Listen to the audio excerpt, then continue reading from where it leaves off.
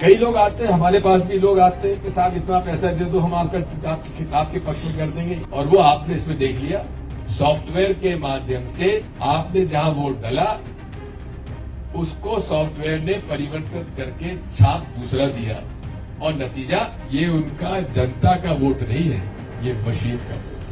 हमें ईवीएम के वीवीपैट पर भरोसा नहीं है, हमें माननीय चुनाव आयोग के निष्पक्षता पे भरोसा नहीं है। उसमें वोटर कार्ड लगाता है, स्क्रीन पे ऑप्शन आ जाते हैं किसको वोट डालना है, वो स्क्रीन पर वोट दे देता है, और देने के बाद वो कार्ड लेके वापस आ जाते हैं। लेकिन उस वीवीपैट जो उसने वोट डाला उसको प्रिंट होके उसके हाथ में, जैसे आपको आपने जो बिल पेमेंट करते हैं तो रसीद मिल जाती है उसको, वो रसीद मिल गई, उसने उसको देख लिया और उस पर जो होलोग्राम है उसको ले जाकर वो मतदाता पेटी के सामने रखता है, उससे मतदाता पेटी खुलती है और उसमें वो वोट डाल जाता है। यानी कि मैंने जिसको वोट दिया वो मेरे हाथ में मैंने देख लिया और जाके मैंने अपना वोट दे दिया। भाई दिखाओ मत, हमें तो हाथ में दे दो। और इसलिए ये जो डिजाइन भी है ये हैकिंग के लिए आसान है।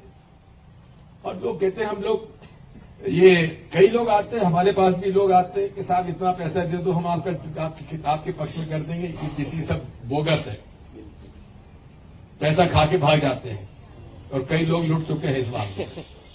बात ये है कि इसमें वो जो बात कहते हैं ये बाहर से हैक नहीं हो सकती, नहीं हो सकती। प्री प्रोग्रामिंग से ही नतीजा बदला जा सकता है, और वो आपने इसमें देख लिया, सॉफ्टवेयर के माध्यम से आपने जहां वोट डाला उसको सॉफ्टवेयर ने परिवर्तित करके छाप दूसरा दिया, और नतीजा एप्पल का मिल गया। जब वोट डाला केले में, छप गया सेब। इसलिए साथियों, आप सबसे ये प्रार्थना है, आपके माध्यम से हम जनमानस में जाकर ये मांग करना चाहते हैं, क्योंकि हमारे सामने सारे विकल्प माननीय चुनाव आयोग ने जब बंद कर दिए तो क्या करें हम लोग, कब तक हम इस बात को देखते रहें। और जो नरेंद्र मोदी जी का, अमित शाह जी का जो आत्मविश्वास है, भाजपा का जो आत्मविश्वास है, 2014 में कहा भाजपा को बहुमत मिलेगा, यानी 272 से ज्यादा। कितनी सीटें मिली?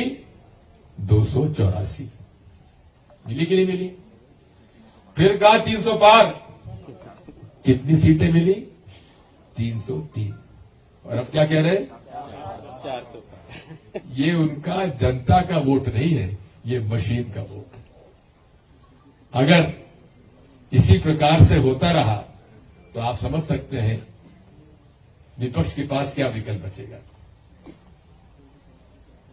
हमें लड़ाई तो लड़नी है, क्योंकि ये फासिस्ट डिक्टेटरशिप की तरफ हम इस देश को नहीं जाने देंगे। ये नैरेटिव पहले बनाते हैं। नैरेटिव हमारे यहां क्या बना? 2019 में क्या बना? पुलवामा पुलवामा पुलवामा। जबकि मोदी जी ने कहा कि पुलवामा के शहीदों के लिए बटन दबाओ, बात फूल पर कहा था, नहीं कहा था? हमारे मामा ने क्या कहा था? अरे लाडली बहनों के मत के लिए आप वोट दो भाजपा को, कहा था, नहीं कहा था? और अब क्या कह रहे हैं? रामलला है। अब बात ये नैरेटिव बनेगा और लोग और समझे हाँ साहब। अब मध्य प्रदेश के अंदर सारे सर्वे कह रहे हैं, आप लोग सब आके कह रहे हैं साहब कांग्रेस सरकार, भाजपा के लोग कह रहे हैं कि सरकार बाहर कांग्रेस की बन गई। लेकिन भाजपा को इतिहास में इतनी सीटें नहीं मिली जितनी इस बार मिली। अब आप बताओ हम लोग क्या करें, कैसे लड़े? आप लोग भी, मुझे उम्मीद नहीं है कि आपके चैनल आपको मौका देंगे दिखाने का, लेकिन मेरा फर्ज है दिखाना, और ये हम पूरे प्रदेश में नहीं देश में दिखाएंगे। इसकी एक बात सुनिए। इसलिए साथियों, ये हमारा लक्ष्य है। हमें ईवीएम के वीवीपैट पर भरोसा नहीं है। हमें माननीय चुनाव आयोग के निष्पक्षता पे भरोसा नहीं है। केवल अब माननीय उच्चतम न्यायालय हमारे पास है और इसमें जो हमारे सिविल सोसाइटी के रिटायर्ड आईएएस अफसर देवसा हायम जी, उन्होंने प्रशांत भूषण जी के जो एडीआर का जो पिटीशन है उसमें इंटरवीनर में उन्होंने अपना दे दिया और 31 जनवरी को उसकी पेशी है।